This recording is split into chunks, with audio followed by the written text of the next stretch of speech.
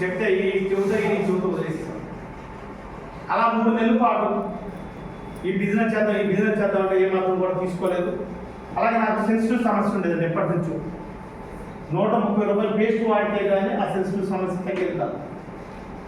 అలాంటి టైంలో ఈ పేస్ట్ ఏదైతే 67 రూపాయల పేస్టు, దీనివల్ల నాకు ఏం ఉపయోగం ఉండదని చెప్పి ఒక నెల రోజులు అయితే తీసి పక్కన పెట్టేశాను. వాళ్ళు నేను నెల రోజుల తర్వాత తీసుకురావడం కొంచెం లేట్ అయ్యి ఆ పేస్ట్ వాడాను. ఒక వారం రోజులు వాడితే ఆ సెన్సిటివ్ సమస్య ఉందన్న విషయం కూడా తెలియకుండా మాయమైపోయింది నాకు చెప్పాలి. ఇక అప్పటి నుంచి ఏదైతే ప్రోడక్ట్ ఉన్నాయో ఆ ప్రోడక్ట్ వాడడం యూజ్ చేసాం.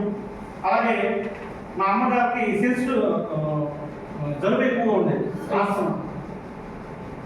నా చిన్నప్పటి నుంచి రకరకాల డాక్టర్ దగ్గర తిరిగేవాడిని, రకరకాల హాస్పిటల్ తీసుకొచ్చాం, విజయవాడ కూడా తీసుకురావడం జరిగింది. ఎప్పుడు వాడినా కానీ వేసుకున్నప్పుడు మాత్రం 2 రోజులు 3 రోజులు క్యూర్ అవుతుంది, తర్వాత కామన్. ఎన్నిసార్లు వెళ్తే వెళ్ళినప్పుడు తగ్గుతుంది, మళ్ళీ కామన్ అవుతుంది. ఇక ఇప్పుడు తగ్గదని చెప్పి మేము వదిలేసేసాం. ఎప్పుడైతే మా బ్రదర్ ఇంట్లో జాయిన్ చేశారో అమ్మగారికి ఈ ప్రాబ్లం ఉందని చెప్పి సెన్సిటివ్ సంబంధించి ఒక ఆమ్లా రెసిపోకేలు తీసుకురావడం జరిగింది. సరే వీటిని కంటిన్యూ చేయమని చెప్పి వాడుతున్న క్రమంలో ఈ 3 నెలల గడువులో ఆవిడకి జలుబు ఎలా పోయిందో తెలియదు సార్. జలుబు మానేది రాసుకుంటారు. ఇక్కడ నేను చెప్పేది ఏంటంటే ఇక్కడ మనం తీసుకొచ్చిన ప్రోడక్ట్ డాక్టర్ కాదు, ఆ ప్రోడక్ట్ డాక్టర్ కాదు, చెప్పిన వ్యక్తి అనే డాక్టర్ కాదు. ఈ సప్లిమెంట్స్ ఏదైతే ఉందో అది వాడటం వలన ఈ జలుబు ఏదైతే ఉందో కంప్లీట్గా తగ్గిందని చెప్పి ప్రోడక్ట్ వాడుకుందాం, దీనివల్ల మనకు ఆరోగ్యం వస్తున్న ఉద్దేశంతో వాడటం స్టార్ట్ చేసాం. కానీ అన్నయ్య ఏమన్నారంటే ఈ నెలలో మీటింగ్ జరుగుతుంది, ఒకసారి వెళ్దాం, ఈరోజు ఇక్కడ సాయంత్రం మీటింగ్ జరిగితే ఒకసారి అని చెప్పి నాకు ప్రతిసారి కూడా ఫోన్ చేస్తూ నన్ను రమ్మని పిలిచేవాడు. నేనేంటంటే నేను ఎప్పటికప్పుడు కూడా నేను బిజీగా ఉన్నాను, నాకు ఖాళీగా లేదు, బిజీగా ఉన్నాను అని చెప్పి ఎప్పటికప్పుడు కూడా వాయిదా వేసుకుంటూ వచ్చాను. ఇక ఏదేమైనా సరే ఒకసారి మాత్రం రావాలని చెప్పి బలవంతంగా పట్టుకొచ్చి కూర్చోబెట్టాను. ఎందుకంటే మా ఇంటికి మా బావగారు వచ్చారండి.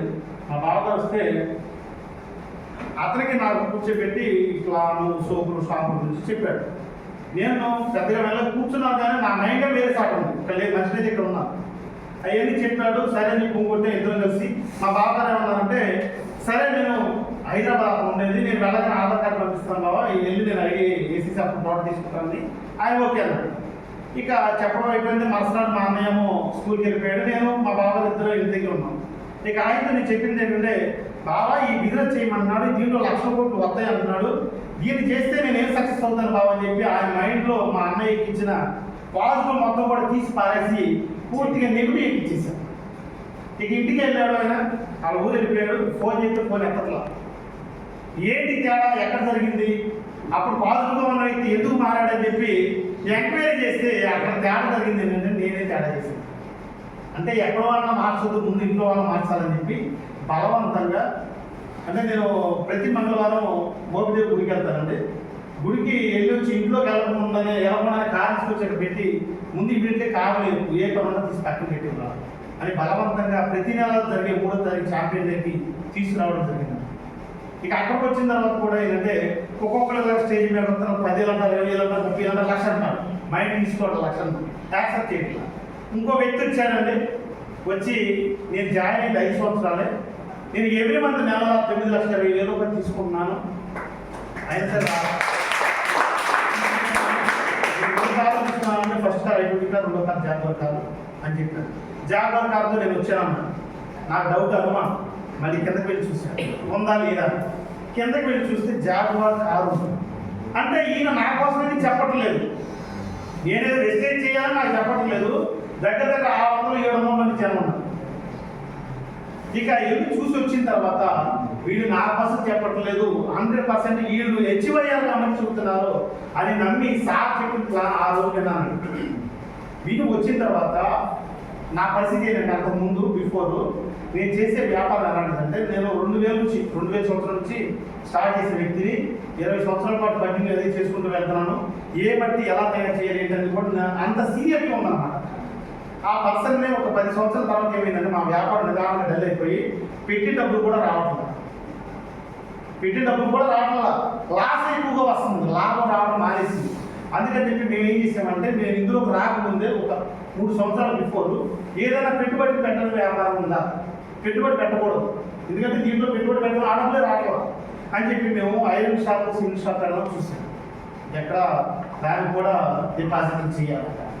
అలాగే మా అమ్మాయి డాక్టర్, మా అన్నయ్య అమ్మాయి ఏదైనా మెడికల్ షాప్ కుర్రాళ్ళు పెట్టి మెడికల్ చేస్తాం, దానికి డబ్బులు పెట్టాలి. అలాగే ఫ్యాన్సీ షాప్, దానికి కూడా పెట్టుబడి, ప్రతి దానికి పెట్టుబడి పెట్టడంతో కుదరదు. అందులో సీనియర్టీ లేదు, ఇందులో సీనియర్టీ ఉంది కాబట్టి అలా చేసుకున్నది చేసేది గత్యంతరం లేక ఇదే కంటిన్యూ చేస్తున్నాం సార్. ఇక ఆ వేలో నేను ఏదైతే బలంగా కోరుకున్నానో పెట్టుబడి పెట్టిన వ్యాపారం కావాలని చెప్పి నా కోసం వచ్చిందని చెప్పి డిసైడ్ అయింది సార్. ఎప్పుడైతే దీనికోసం నేను బలంగా కోరుకున్నానో నా కోసం వచ్చిందని చెప్పి డిసైడ్ అయ్యి ఇక మీటింగ్కి వెళ్ళిన తర్వాత ఈ 3 నెలలు వచ్చావు మా బ్రదర్ నాకు ఫోన్ చేసి నువ్వు జాయిన్ అవ్వు, నువ్వు దీంట్లో ప్రోడక్ట్ యూజ్ చేసి మన వాళ్ళు ఎవరైతే ఉన్నారో వాళ్ళకి చెప్పని చెప్పంటే నేను చెప్పని వ్యక్తిని ఇక వదిలిపెడతాను. మరుసటి పొద్దున్నే 10 మంది కూర్చోబెట్టేశాను. నాకు తెలిసిన వాళ్ళు ఎవరైతే ఉన్నారో డైలీ పొద్దున కూడా 10 మంది, సాయంత్రం 10 మంది. నాకు దీని గురించి చెప్పాలంటే ఏం తెలియదు, అప్పుడు ఏం చెప్పాలి ఎలా చెప్పాలో కూడా తెలియదు. మార్నింగ్ 8:30 స్కూల్కి వెళ్ళిపోతాడు, 8:30 10 మంది కూర్చోబెట్టాడు, 10 మందికి ఆయన చెప్పి ఆడడం. మళ్ళీ సాయంత్రం ఈవినింగ్ వచ్చేసరికి మళ్ళీ 10 మంది కూర్చోబెట్టేస్తాడు. ఈ 10 మందిని తీసుకెళ్ళి వాళ్ళకి కావాల్సిన ప్రోటీన్ ఇప్పించదు. ఇలా కంటిన్యూ చేసుకున్న క్రమంలో ఆ నెలకే ఒక బ్రాంజ్ ఏరియాతో క్వాలిఫై అయ్యానండి. 23,566 రూపాయలు. ఎందుకంటే నాకు అది కాదు టార్గెట్, నా టార్గెట్ అంటే 10 లక్షలు టార్గెట్. ఆ 23 వచ్చినాయి కానీ నా మైండ్ యాక్సెప్ట్ చేయట్లా. ఇక అదే కంటిన్యూ చేసుకున్న క్రమంలో 1 ఇయర్ తిరిగేసరికల్లా 12 లక్షల రూపాయలు కార్ రావడం జరిగింది. ఒక స్టార్ట్ తీసుకుంటూ ఒక కార్ రావడం జరిగింది. అదే కంటిన్యూ చేసుకున్న క్రమంలో నా టీంకి 20 కార్లు దాకా వచ్చినాయి. 20 కార్లు దాకా తీసుకునే వాళ్ళు వచ్చారు.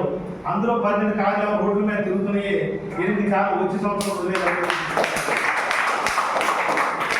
నేను దీన్ని యాక్సెప్ట్ చేయడం వలన ఇంతమందికి లబ్ధి పొందారు.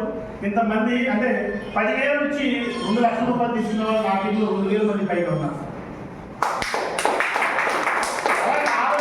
ఏ విధంగా ఉన్నారంటే ఎలాంటి గ్యాస్ ప్రాబ్లం, ఇప్పుడు సాదా మాట్లాడారు కదా, గ్యాస్ ప్రాబ్లం ఉందో, అలాగే షుగర్ ఉందో, బీపీ ఉందో, థైరాయిడ్ ఉందో, ఇలాంటి సమస్యలతో బాధపడే వాళ్ళు ప్రతి ఒక్కరిని కూడా వాళ్ళకి ఆరోగ్యం ఇచ్చిన వాళ్ళు అవుతున్నాం. ఒకటే చెప్తానండి, ప్రతి ఒక్క వ్యక్తి కూడా ఎక్కడ సార్ కొనాల్సిందే ప్రొడక్ట్, కొనందే మన లైఫ్ గడవదు, అవునా కదా. జస్ట్ అక్కడ కొనేది ఇక్కడ కొన్నాం అంతే, మార్చాం.